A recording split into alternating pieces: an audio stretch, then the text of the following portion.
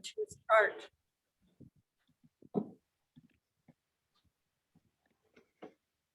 Hi, my name is Catherine Minthorn. I'm a member of the Confederated Tribes of the Umatilla Indian Reservation in Pendleton, Oregon. Shelley, do you want to introduce yourself? My name's Shelley Morrison. I'm friends with Catherine Minthorn and my two girls are enrolled tribal members of the Confederate Reservation. I am not. Anyway, when the pandemic, well, even pre-pandemic, several years back, the tribes received a settlement. It was the Sisseton, Wahpeton, Sioux settlement. And like Shelley was saying, she's got the two girls and I've got my grandson.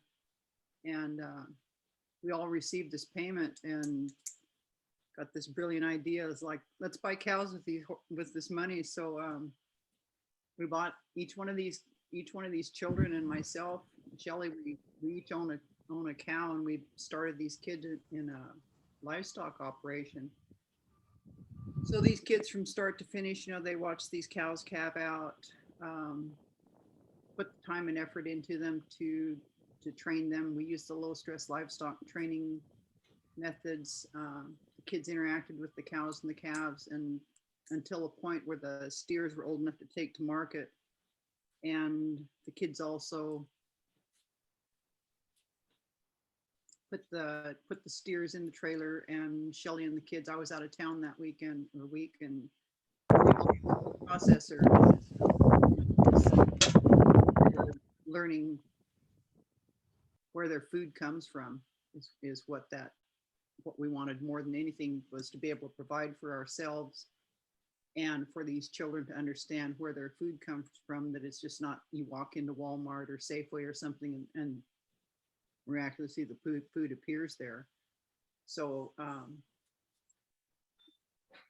with that background, then last year when the pandemic hit, we had just processed a steer we took it to the processor in December of 2019 and got our steer back in January of 2020. So when that pandemic hit, we had a lot of meat. We had a lot of meat, and we actually sold, I think, half of it and kept half of it, a quarter each. And we had talked about, you know, how else we're going to feed our families, you know, if this pandemic sticks. And I mean, you all saw, you know, there was a lack of food in the stores. People were panicking and panic buying. So we put a garden in. We bought chicks. Shelley ordered chicks online. And then we were in the feed store probably in early May, I think it was. And she had ordered the chicks, I think, in April. And so we were talking, and it's like, well, we've never raised them before. Neither one of us have any background with chickens other than Shelley being attacked by chickens, but we don't have a background for raising them. So we bought a dozen chicks that day and we brought them home, and it's like, well, because they say the mortality rate's really high on these chicks, that they die real easy and everything else like that. And so we bought those 12 chicks, and then there was another, I think Shelley ordered 28 more chicks, 28 or 18, but no, it was 28 because we're evidently really good caregivers for chicks, because all of our chicks survived. We ended up with 40 chickens. So they started, you know, we just spent the summer, all last summer, with the kids and the chickens. The kids mess with those chicks so much. They're really docile, easy to handle. As I said, we didn't know anything about raising chickens. You know, like, well, how are we going to get them back if we turn them loose? Because we wanted the free range style chickens that were roaming around all over the place and eating grass and you know, real natural environment. And so I can't even remember who, we probably read it. We did a lot of research online, but there's some grain mix that these chickens act like it's drugs or something. They'll come flying from anywhere. Or we just throw it out on the ground and they'll come running for it. So we started training them when they were little young chicks like that to eat that. And now we can go outside and just holler for the chickens and shake that can around a little bit, and they'll come from all over the place outside. So we had all these chickens. And Shelly, did you disappear already? We had all of these chickens in place, and we didn't know what to do with that many eggs at that point. You know, we were giving away. Shelly was friends with a lady that owned an Asian restaurant in town, and she started, and that lady, because we told her at that time we weren't certified, you know, we weren't insured or anything else to be selling the eggs for public use, because she owned an Asian restaurant. And she told, if Shelly had jump on here, she can tell that part of the story. I don't know where she went. I don't see her in the. I'm here. We eat there. I don't know if you can hear me. Yes. I'm back. Okay. So we go to that restaurant a lot, and she always asking how the family's doing. And I'll just really quick. And I told her, oh, well, we're got a wild idea and we're getting chickens for eggs and this and that. Oh, I want to buy some. And so fast forward, you know, she doesn't sell them in her restaurant because she says, no, she said, I'll just get the ones from the local restaurant service store here. And she said, no. She said, these are too good. She said, well, we just eat these at home. But since then, a lot of Asians eat a lot of eggs. And she has a group of friends, and they buy eggs. But they actually buy quite a bit. But it's all for their personal use. They don't sell it in their stores or in their restaurants. And so she was our one customer for quite a while, until we got another customer. She did a lot of I wouldn't say it was marketing, but she's all, oh, you know, no, I just do it because you're so nice. And she's just a sweetheart. But that's how we kind of started. That was the introduction to our egg selling business. Yeah. Sorry, I missed everything that Catherine said, so I probably just go ahead. You did. But anyway, last summer, I worked for a company called InterTribal Agriculture Council. We're the largest Indian agricultural organization in the United States. We're set up similar to National Congress of American Indians. We represent the tribes in all the regions in agricultural endeavors. We were established in 1987 by a mandate from Congress. So all last summer, just like I'm doing tonight, I was pasted to the computer, just one Zoom meeting after another. But there was one in particular, it was the USDA Food Nutrition Services, FNS, and they were talking about the FDIPR program, which is the commodity food programs on the reservations. And they were outreach meetings to tell the tribes, you know, that locally sourced foods could be included in the commodity foods programs, such as salmon, wild rice, bison, different things like that they could include in it. But before they got to that point, they were talking about other things that had been added into those food packages, and fresh eggs were on there. So I was kind of had that rattling around in the back of my head all that time. And fast forward into, we just kept producing eggs and selling them to the Asian lady and eating them, you know, for home use and giving them away.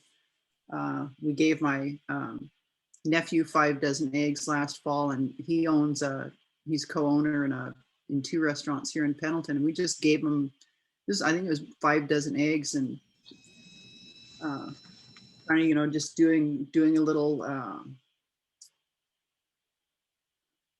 what do you call it, marketing, I guess, so to speak, just to let people know what they taste like and the difference between store-bought eggs and those eggs. And And then in December, Diane called me, Diane Gasaway. She's the director of the Northwest Cooperative Development Center up in Olympia, Washington.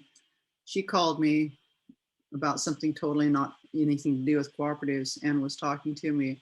And then I asked her, I said, could you help us look at putting a cooperative together?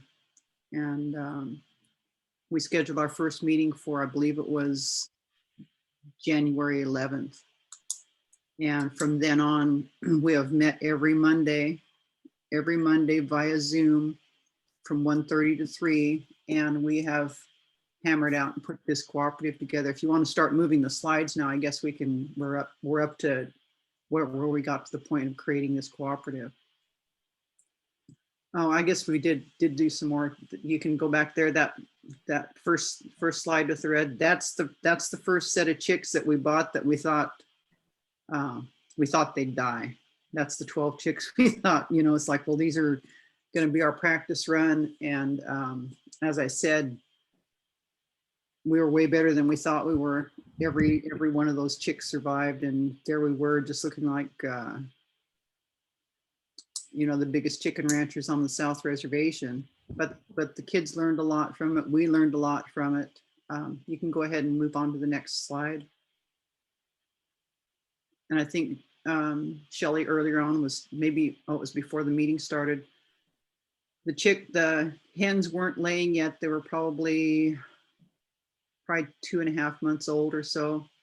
And we got an attack by some dogs locally out here on the reservation. And that's when they murdered some of my chickens. I was irate with that dog, but you can see in the background there, that wood, those are actually panels. We've learned so much through this, we've done a lot of research, and those panels are 2x2s, and they're covered with, they call it wire cloth. And they're just little tiny metal squares on there. It's like a big screen, bigger than a screen, but it's heavier duty. So we built panels out of those.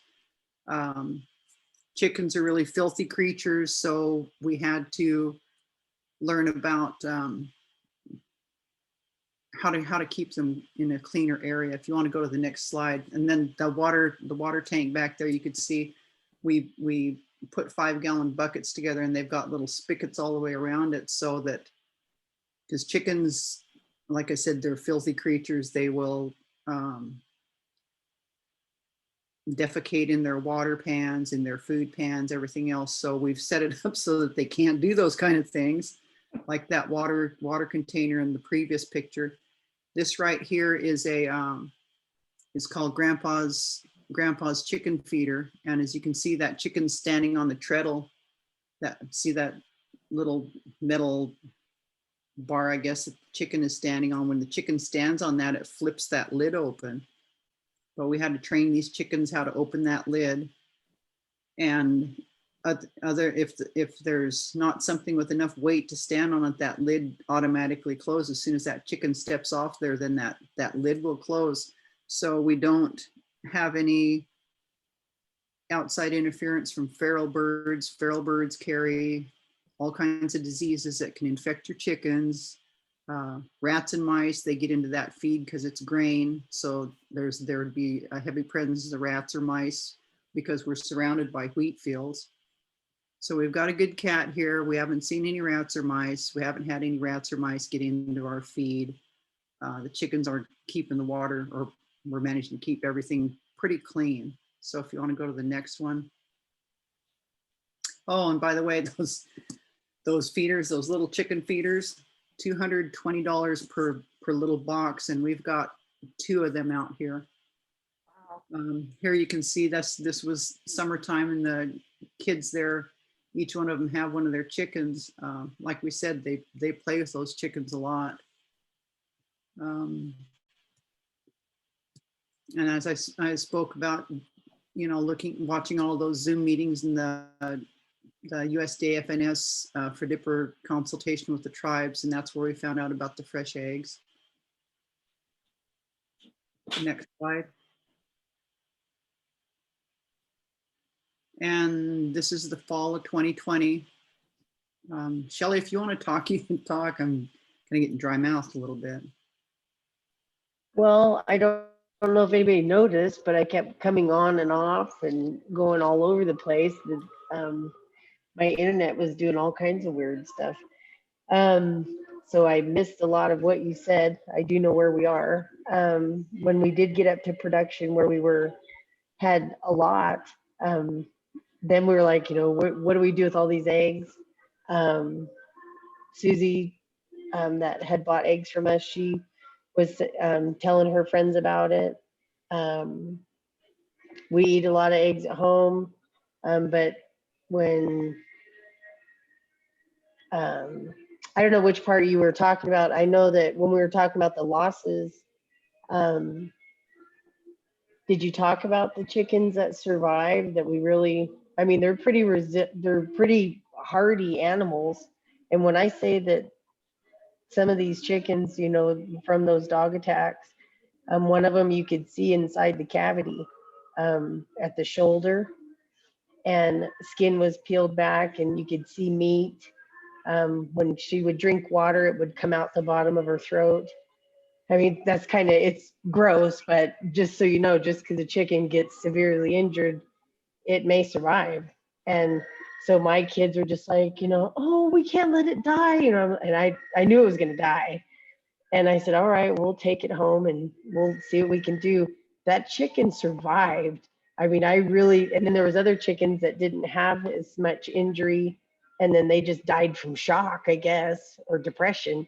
But those chickens, quite a few of them have pulled through from severe attacks. Some of the things that you learn and just researching on the internet, there's Desitin, baby diaper rash. Desitin, you put that on there, and it seemed like other chickens didn't bother them so that they could heal. Catherine has a potion. I'm always teasing her about her potions for her horses, but she has a potion that definitely works. It's furacin and red scarlet oil, correct, Catherine? It's just those two? Yes, just those two for the chicken. Oh, did I lose you guys again? No, we can hear you. Yeah, it's just those two. And okay. And you could almost watch when we started putting it on that one chicken that was so badly injured. You could watch it heal like every day. And I gotta, you do more research and you find out how to get cleaning solutions like a saline wash. So you don't have to go out and buy saline wash. You can just have some at home. There's also disinfectant wash. And so, my thing is that I want the kids to understand all of this, where their food comes from. Just because we got it at the store doesn't mean that it was born at the store. And so taking care of these chickens, that particular chicken, they would irrigate that wound every day. And they would wash it out with the saline solution, and then we'd lather it up with that red stuff. My youngest one is 8, and she's our little veterinarian. She's always trying to save all the chickens' lives. Even a couple times they were actually dead. I was like, it's just too late, you can't. But after we lost those chickens, that's when the chickens really started getting into egg production. And we started selling to other people. Is that when we gave it to me? Gave some eggs to her nephew who has a restaurant. Yeah, and gave him, I think, 5 dozen to try. And they liked it. And honestly, I never really thought there was a difference between store-bought eggs and farm fresh eggs, but there is. I'll admit it. Uh-oh. My internet's doing funny stuff again, so. We can hear you good. I'll turn off my video, she said to. Okay. So I don't know where else do you want to go with that? There's just, I will tell you one thing, that there is a lot of work into washing them. I thought, oh, you just wash the eggs. No. I was washing them individually by hand. And of course I would have to wait for everybody to go to bed or, you know, do it at night. And it would take me a few hours to wash 10 dozen eggs. And then I kept eyeballing this little, what's it called? The little green egg washer or something like that. I kept seeing that. And I think it was $300 or $250. And I was like, really? It only washes 3 eggs at a time? But when I got to washing 20 dozen eggs, I was like, yeah, I had to buy that because there was just no way I couldn't stand there and do that. But it made life a lot easier to do that. I actually enjoy washing the eggs because it gives me just time, you know, to myself. A couple hours of, you know, just thinking and washing eggs, and it's cool. Those pictures that are on the screen now, those are some of the eggs that she wanted pictures one night. She's like, hey, send me pictures. And I was like, all right. So I was washing eggs. So I sent all those pictures, but those aren't off the internet. Those are eggs from our backyard. It's been super interesting. Where else did we go? Go ahead, Catherine, jump in. Well, those eggs, we put the eggs with the ruler because the eggs you see on the left-hand side of the screen, that's a chicken that probably started laying. I think the first chicken started laying in August, and they progressed throughout the fall. And you go clear to the right side, that little, I mean, they're a little bit bigger than quail eggs, and those are called pullet eggs. That's the first eggs that chickens lay when they're 16 weeks or so. And those little eggs are real high in protein and have a little bit different flavor and texture to them. And of course, we didn't know it at the time that the gourmet restaurants, and we don't have gourmet restaurants in Pendleton. We're Burger King and McDonald's. There's not a lot of gourmet here. But evidently those eggs are really sought after because the chickens only lay them for about the first month of their life, or first month of their laying careers. So we gave all of those away too. I guess Shelly's husband Ernie ate quite a few of them. But we've come along through this, and everything we've done so far to date, we've put our own money and effort into getting it up and going as far as it is now. The equipment for chickens is pretty spendy. I was choking around about paying the $220 for those feeders. Of course, then my horses are standing around out there with $300 panels, not just one, but lots. So we rather than deal with trying to keep the eggs, and what we're trying to do is keep everything as clean as we can, so that we were building up to the point, and I guess you can go to the next slide, to the point where we can be inspected by the state of Oregon. This is going into the winter, and we've talked about all of this stuff already. You can go to the next slide. So in order to be, we want to be licensed in the state of Oregon for the fresh eggs. And when we have to meet certain standards, so the standards, we're putting them together on our particular operation with the equipment that we've purchased. We've got that and also the other thing I didn't mention with those feeders, those $220 feeders, is their self-feeding. And so we can fill them up. They hold 40 pounds of feed in them.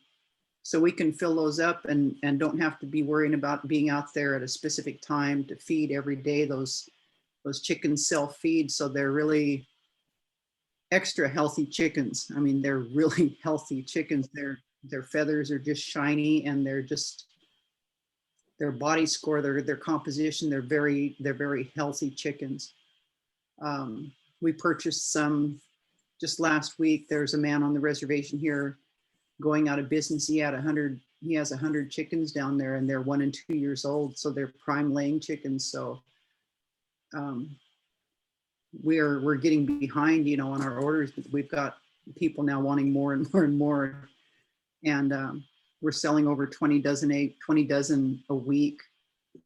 And so we bought some more chickens, and they're real spooky and flighty and just kind of don't look like our chickens. They're not fat and basically not fat and happy like our chickens. So, but they're coming around. We've got them in a separate coop and feeding them up and treating them like our own, and they're coming along really well.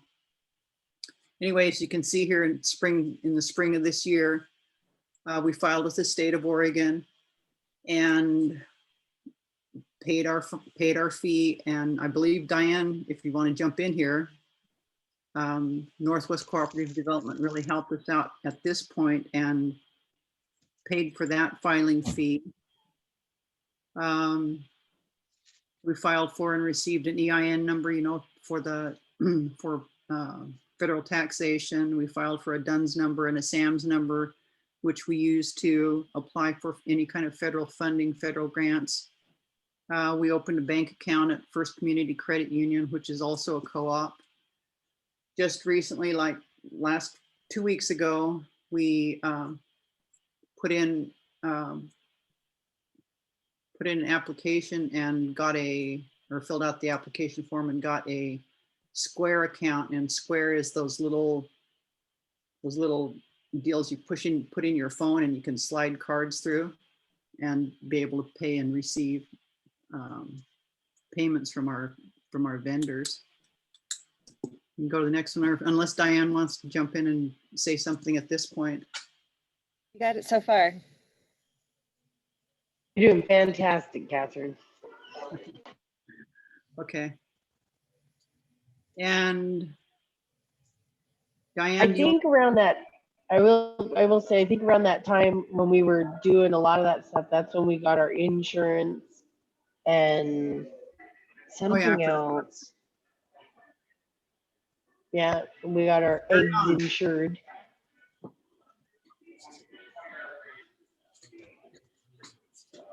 And then, so we applied for this USDA Rural Development, the Value Added Producers Grant. And that one, I think that included, I think it was more for, was it equipment on that one or stuff to make the production, to help with the production? Actually, if you look at the slide, Or no, Michelle. yeah, there it's the labeling. Yeah, it wasn't. We couldn't do equipment in that one because I couldn't remember one of them. That was the one that we couldn't do equipment. It didn't qualify. So that was all the labeling, advertising, yeah, all that stuff. And then egg cartons, which you get a gazillion for, I don't know. And yeah, that one was going to help with insurance and a refrigerator. But we don't find out about that until you said probably September, maybe. That took a while to do that grant. It was interesting. Probably the next slide.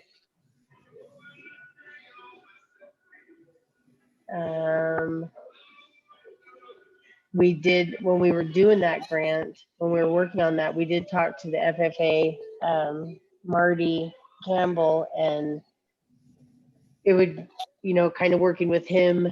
He said we're working with our cooperative, maybe having some of the kids do some of the stuff that we're not like an apprenticeship, but not really apprenticeship, but have them kind of seeing how cooperatives are developed, you know, in agriculture, businesses are made in the making, and watching it kind of come up. And that's what he said, it fits right in with some curriculum that he's starting up this coming school year. So he was pretty excited about working with us with that. We've been talking to the tribes, different entities that they have. They have a mini mart and a truck stop and some other places that are going to sell our eggs at the little convenience. Well, it's a little mini mart. They've agreed to sell our eggs there. I don't know if they would go off the shelf, fly off the shelf at the truck stop, but that's a possibility. And you can talk about the partnering with the CDFI, CDFI, Catherine. the CDFI is right here on the reservation.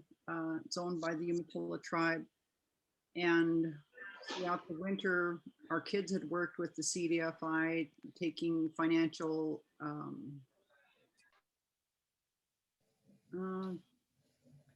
literacy courses based, and it was Yeah, designed for children. So we contacted them because we want to keep a component into this cooperative of bringing kids in. Since this is our first year, we wanted to get it done this year, but it's going to have to go in 2022. But to bring some youth in, as we mentioned, and I think I mentioned, chickens don't take up a lot of space. So there's a lot of kids locally that could raise a chick to the point, about 2 months old, where it could be added into one of the flocks of the cooperative members. We've got 4 cooperative members that have separate coops all over the south side of the reservation. And so what we want to do is get these kids to raise a chick to the point where it's, just ready to start laying, and then add that chick, that hen, into one of these flocks. And that way those children, those youth will be vested in this cooperative. They'll have a chicken or two, a hen or two that would be part of this cooperative. And in doing that, the CDFI has offered to provide the financial literacy courses for that. So that's why we're partnered with the CDFI, is they will help the youth in this program.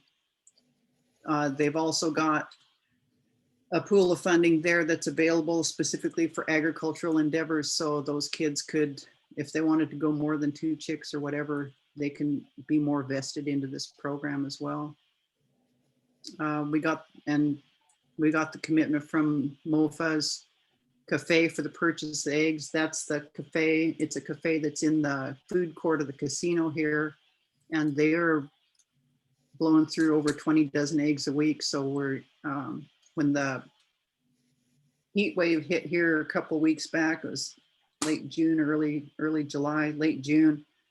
And this is all a learning curve. These are things we're learning. These chickens, they don't do well in heat, and they virtually quit laying for us. We were getting like anywhere from 3 to 6 eggs a day out of 30 chickens, so we failed miserably right there in being reliable, in making sure that there was eggs to our vendors. Or for us being a vendor to these cafes, we failed right there, but we're back up and going. We figured out the heat and the chickens, so we've got that going again. You can go to the next slide.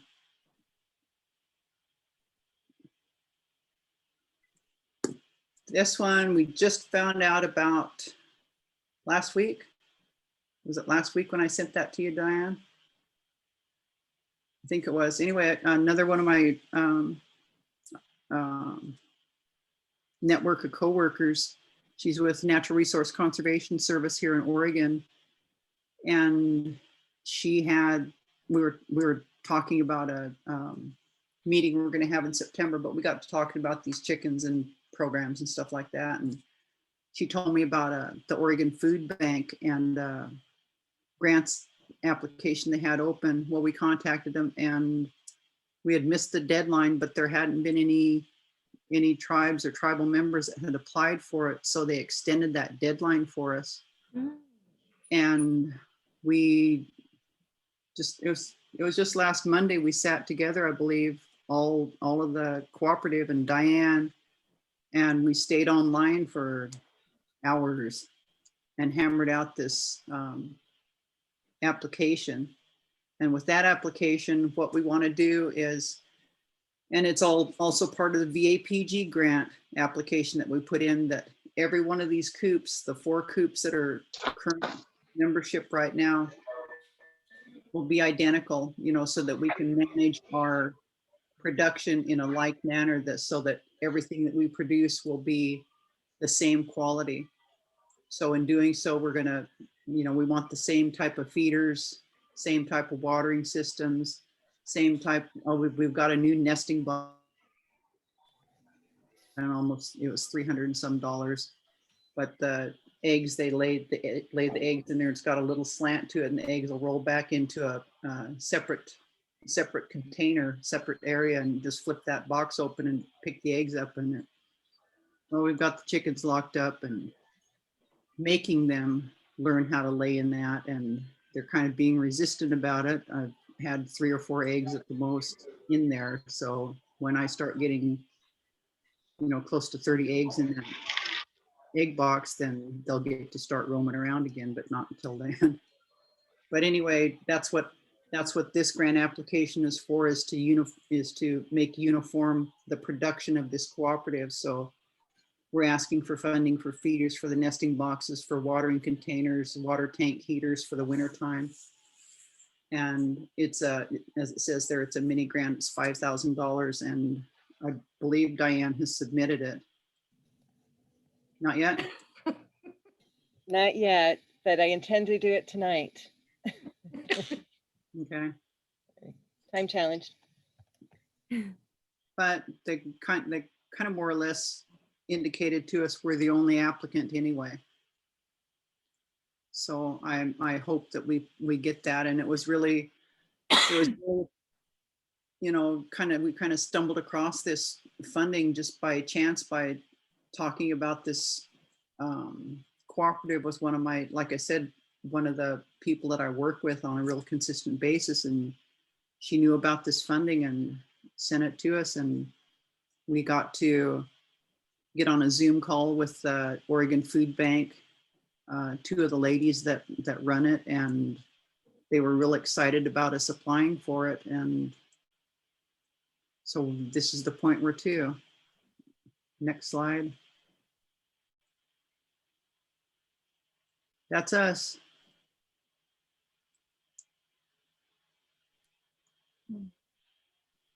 Only I would meeting. just like to add, if I could, that it is so much fun to be talking about chickens every week. It just makes me smile, and I look forward to it.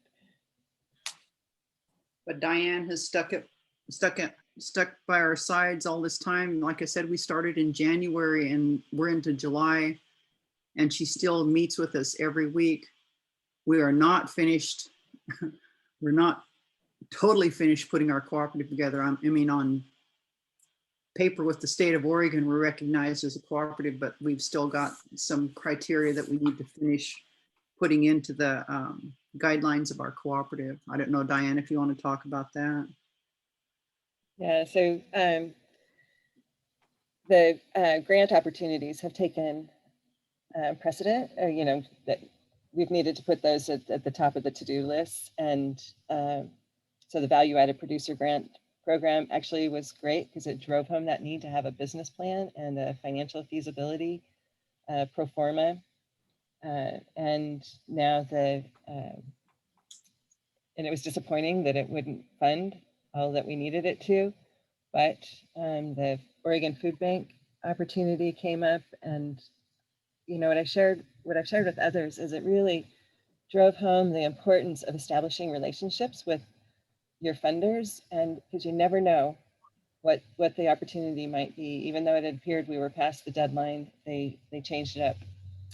And so the next steps that we're at regarding the cooperative development are to finish up their bylaws and their decision-making processes, and to get that codified, and to get their quality standards in place so that as they prepare to bring on new members in the coming year, that everyone is playing off the same game plan.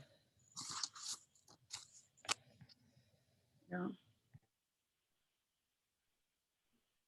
Catherine, we had a question, and something must have happened because she's not here right now. She wanted to know if you plant crops or farm around the chickens specifically, and do you process the chickens?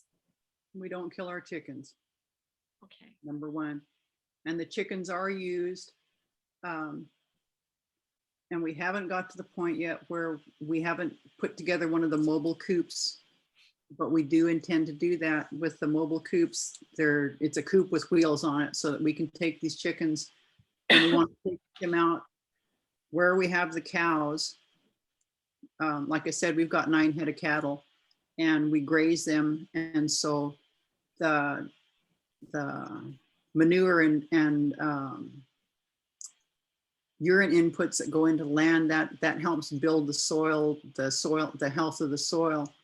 And then so behind those cattle, next year, what our goal is to bring those chickens in with the mobile coops and follow behind those cattle, because then the chicken manure adds The input. soil. You know, it's not fertilizer, but it's inputs back into that soil to bring about healthy soils as well.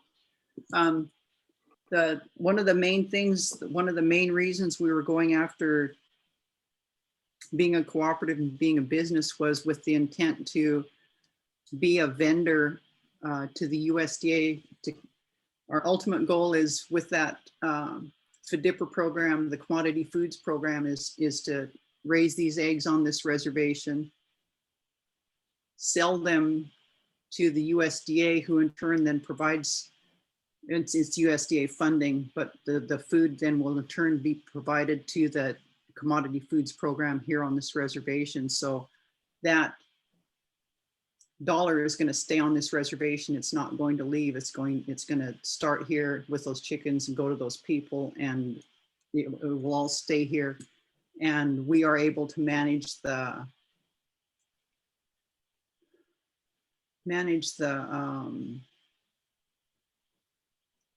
health and welfare of these birds. And by doing so, the food that we produce is healthy, nutritious, hormone, antibiotic, chemical-free protein source is the best way I can say it.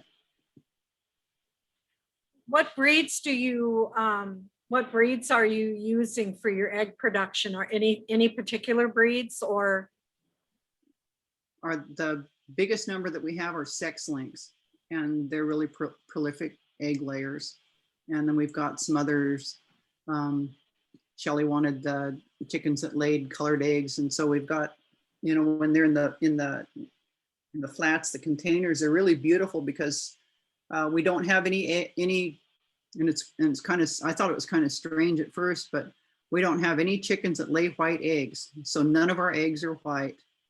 They are light tans and some kind of a pinkish color, some a green tone, some dark brown, but we've got just a variety of colors of eggs. I think, what are they, Easter eggers? Shelly, you can speak up anytime on the other kind of.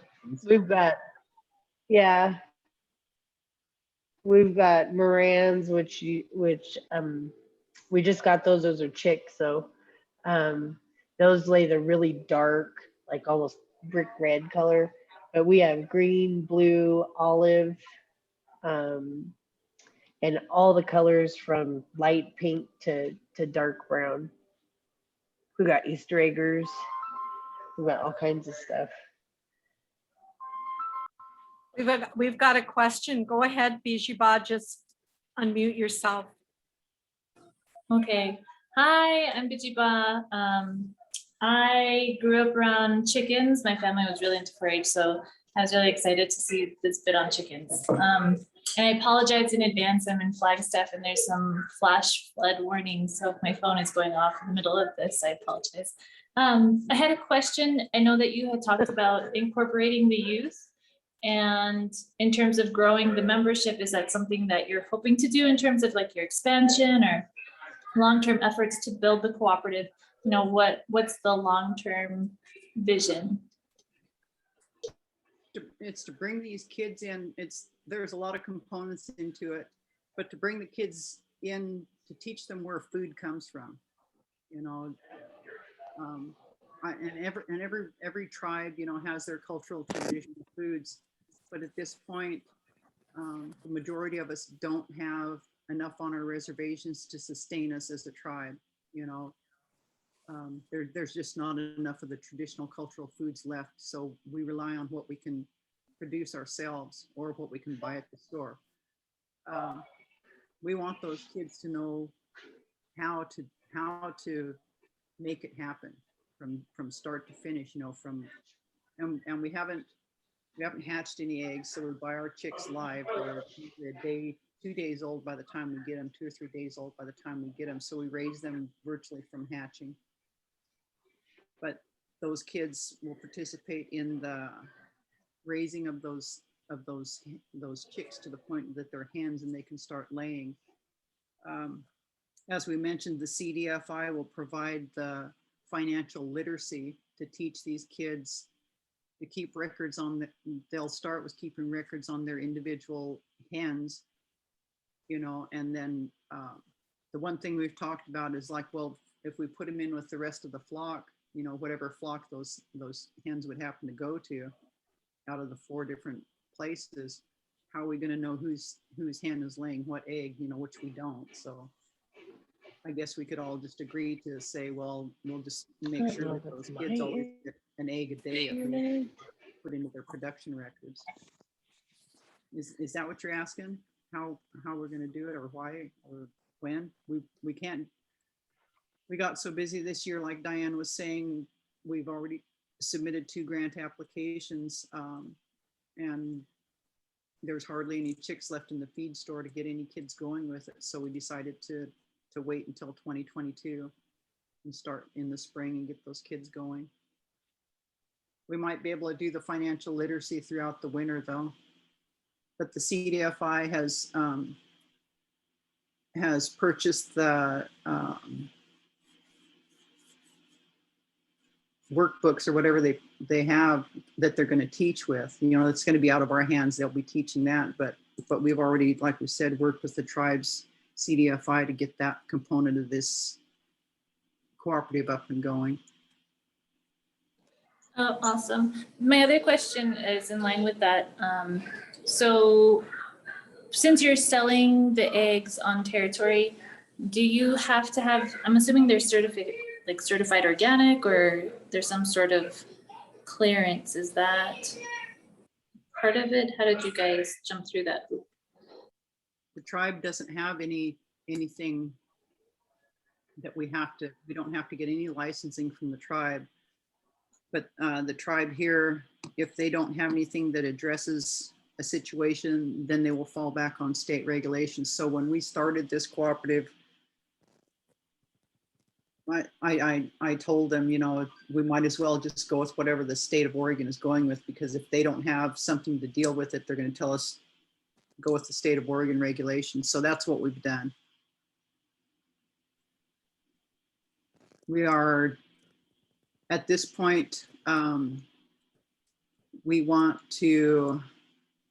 modifying the coop to put that best nest box in. And we wanted to get that set up and have those hens laying in that box so that when the lady from the state of Oregon comes out to inspect us, that we can just flip it open and say, this is where they're laying. Because if you've owned chickens before, they lay them all over the ground, all over the place, unless you provide that spot for them. And then with this best nest box, it really cleans up the eggs, because the chickens lay them in there and they're on it lands on little rubber mats, and they just roll away and into a separate area in there. And we just flip that lid open, and there's those eggs. So there's nothing on them. There's not going to be any mud or manure or anything on those eggs. So we want to get it to that point before we bring the state of Oregon out to inspect our coop. Catherine, could you talk about the native made produced sticker that you use? Oh, I think it's at the very beginning. Let me see if the image is at the very beginning. Yep.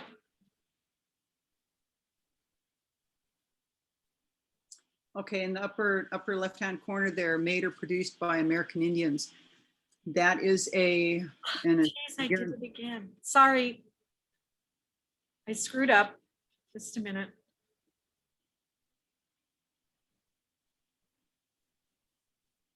I apologize. no problem. And you see there it reads Oh, I did it again. It's on the screen, Pamela, it's on the screen. Is it? Yes. Okay.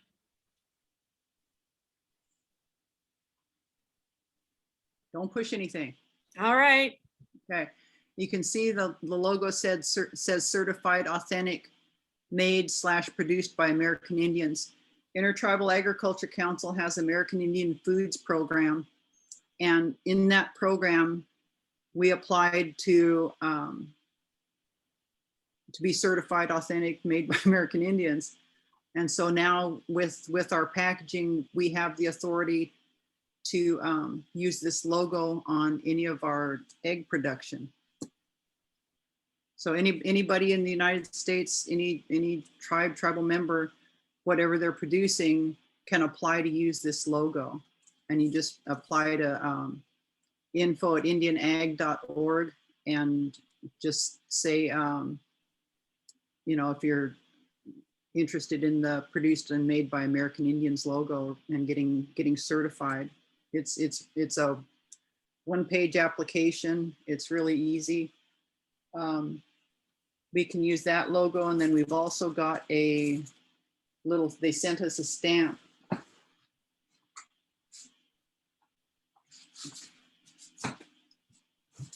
They actually sent this to us in the mail, and the top of it's got the logo on it there, and you can just stamp it on anything paper.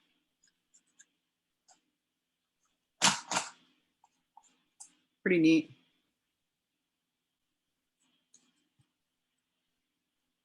Does anyone else have any questions before we close? Doesn't anybody know on how much money we're making? Nobody's asked that. We're making money. That's what I said. Nobody's asked that. I was gonna ask, how dependent are you on the grants that you guys have coming in? We haven't had any grants. We've done all of this ourselves. So we're guess if we, at this point, we haven't been dependent on grants. Everything that we've put together, we've done ourselves.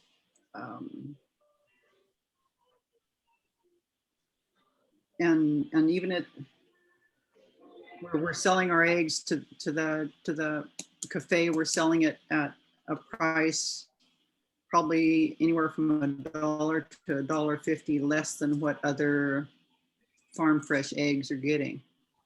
What other people are getting for their farm fresh eggs, because they're going for about anywhere from $4 to $4.50 a dozen, and we are selling them for $3 a dozen to that cafe. But they've agreed to work with us. We've got some big containers, big plastic containers that will hold flats of 30 eggs. And so we don't have to package their eggs. We just put them in those crates and take them and drop them off, and they can put it in their refrigeration systems. And then when they're done with it, they just run it through their dishwasher and give it back to us so it's clean. And then we just start populating with eggs again.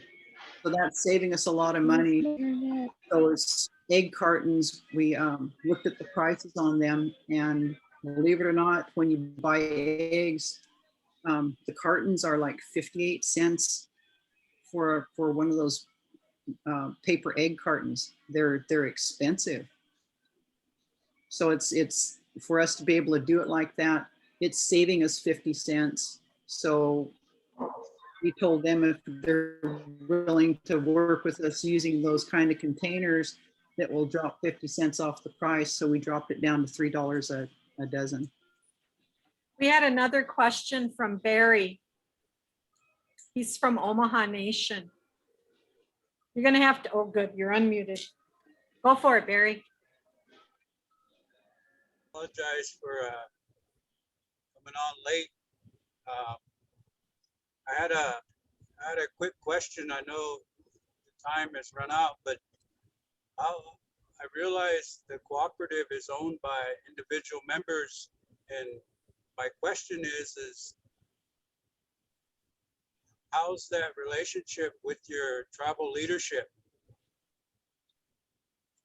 What's that relationship like? What do you need? We aren't governed by the tribe. We're not affiliated other than being a tribal member and living and owning land on my reservation. The tribe doesn't have jurisdiction over our cooperative. Yeah, I get that, and I understand that, but have you guys, do you try and work with them? Do you try and foster that relationship, or is it too early in your cooperative to do something? I guess that in our situation, we always have to kind of tread lightly, and I'm just wondering how you guys, and it sounds like you didn't have to, you know, basically get permission, so that's really a good thing. So, okay, I think you answered my question. Okay. Our ultimate, when we first started, our ultimate goal was to, like we said, be the provider for the DIPPER program, which the tribe does have jurisdiction over. And we, back in late March and going into April, we had a verbal agreement with the FDIPPER program manager. And that was during the time when the tribes were doing and I think probably every tribe in America was doing it, but the food distributions. I mean, we had a food distribution here every 2 weeks, twice a month on the reservation, and it was down at the Longhouse. And we had talked to the lady that was in charge of that, and she had ordered 100 dozen eggs. She says, I'll order 100 dozen eggs. And she said, because sometimes there would be maybe 100 families, you know, that would line up in their cars. And sometimes there were over 200 cars that would go through there. And she said, we'll buy 100. And she said, when they run out, they run out. And so we were collecting laid eggs and washing them and had it all prepared. And the week, it was supposed to be on April 28th or 29th, I believe, was that distribution. And had kept trying to call that lady, emailed her with no response. And finally, the same week of that distribution, I called the office, the Department of Children and Family Services that was doing that distribution, and asked for her. And the receptionist says, well, she doesn't work here anymore. She's, you know, said how long she'd been gone. Oh. So then couldn't get anybody to answer us. So there we were with 100, well, we had 80 dozen eggs, and that was just the right timing, because then that cafe in the casino, you know, started saying that we'll take the eggs, and they took all of those, virtually all of those eggs. So that's the most interaction we've had with the tribe. And it's been actually been nice, the fact that they don't have any say so over what we do. We don't have to answer to them.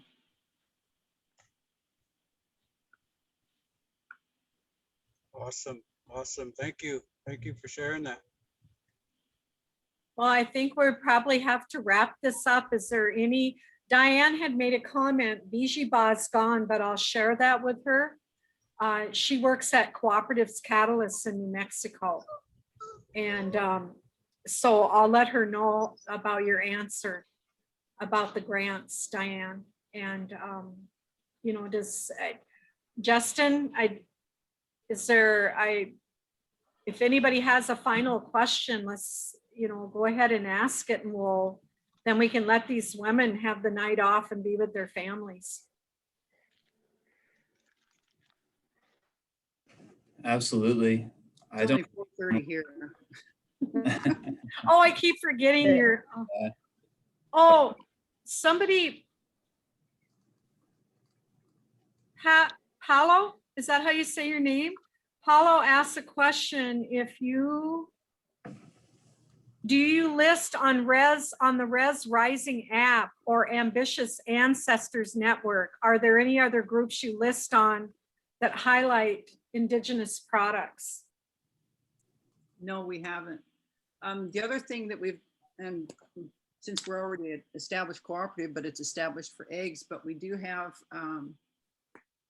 last year we harvested a little bit of elderberries, and we were going to harvest one evening and decided to build fence instead for the cows, and was building fence. And the next day there was a really bad wind and rainstorm and knocked it was ready for harvest and knocked most of the berries off. It knocked everything off. Yeah. So we Everything. got it Yeah. there, but we also were set up with some chefs, native chefs out of California that were wanting to buy the elderberries. So over the winter, I had a guy go out there and I had those trees trimmed way up to where it's more manageable for us. So we're also going after that harvest this probably in September. But no, we're not listed on, the only place we're listed is on Made by American Indians, American Indian Foods Program with InterTribal Agriculture Council. That's the only place we're listed. And Paula, that is a really good place to go and look for native producers, farmers, products, value-added products, is the Indian Ag Council, Indian Ag, I'll type it in. Agriculture Council. Pardon, InterTribal, I'm sorry.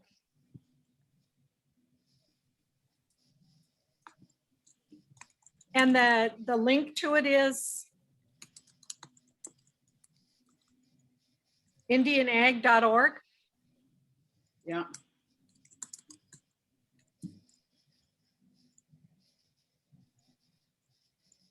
Well, we want to thank you so much for being here tonight and sharing your story.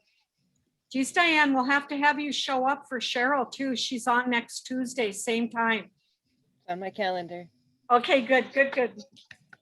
So, and we want to thank Center for Rural Affairs for making this possible and for hosting the space.